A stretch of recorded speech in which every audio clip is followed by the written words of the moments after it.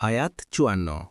أولئك يؤتون أجرهم مرتين بما صبروا ويدرؤون بالحسنة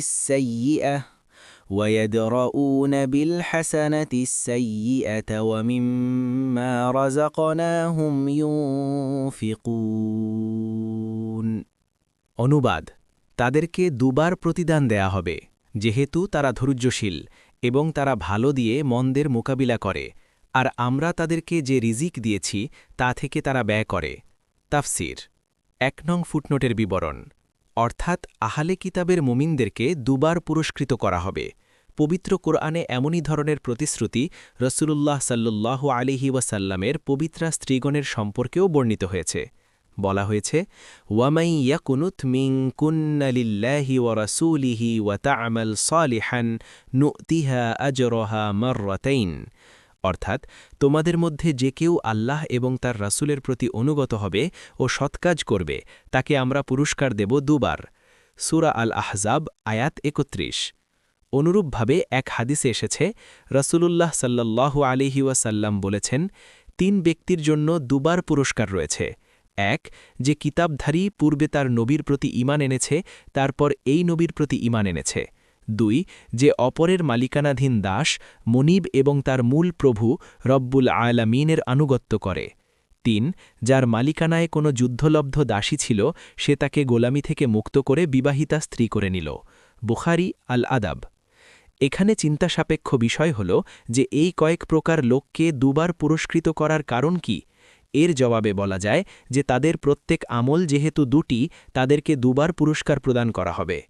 কিতাবধারী মুমিনের ২ আমল এই যে সে পূর্বে এক নবীর প্রতি ঈমান এনেছিল, এরপর রাসূলুল্লাহ সাল্লাল্লাহু আলাইহি ওয়াসাল্লামের প্রতি ঈমান এনেছে। পবিত্রা স্ত্রীগণের ২ আমল এই যে তারা রাসূলুল্লাহ সাল্লাল্লাহু আলাইহি ওয়াসাল্লামের আনুগত্য ও মহব্বত রাসূল হিসেবেও করেন, আবার স্বামী হিসেবেও করেন।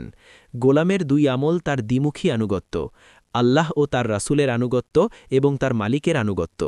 দাসীকে মুক্ত করে যে বিবাহ করে, তার এক আমল মুক্ত করা, আর দ্বিতীয় আমল বিবাহ করা। কুরতুবী। ২ নং ফুটনোটের বিবরণ, অর্থাৎ তারা মন্দের জবাব মন্দ দিয়ে নয়, বরং ভালো দিয়ে দেয়। মিথ্যার মোকাবিলায় মিথ্যা নয়, বরং সত্য নিয়ে আসে। জুলুমের মোকাবিলায় জুলুম দিয়ে নয়, বরং ইনসাফ দিয়ে প্রতিরোধ করে। দুষ্টুমির মুখোমুখি দুষ্টুমির সাহায্যে নয়, বরং ভদ্রতার সাহায্যে হয়। এই মন্দ ও ভালো বলে কি বোঝানো হয়েছে সে সম্পর্কে অনেক উক্তি বর্ণিত আছে। কেউ বলেন, ভালো বলে ইবাদত এবং মন্দ বলে গুনাহ বোঝানো হয়েছে, কেননা পুণ্য কাজ অসৎ কাজকে মিটিয়ে দেয়। হাদিসে এসেছে, রাসূলুল্লাহ সাল্লাল্লাহু আলাইহি ওয়াসাল্লাম বলেছেন, গুনাহের পর নেক কাজ করো, নেক কাজ গুনাহকে মিটিয়ে দেবে। তিরমিজি ১৯৮৭।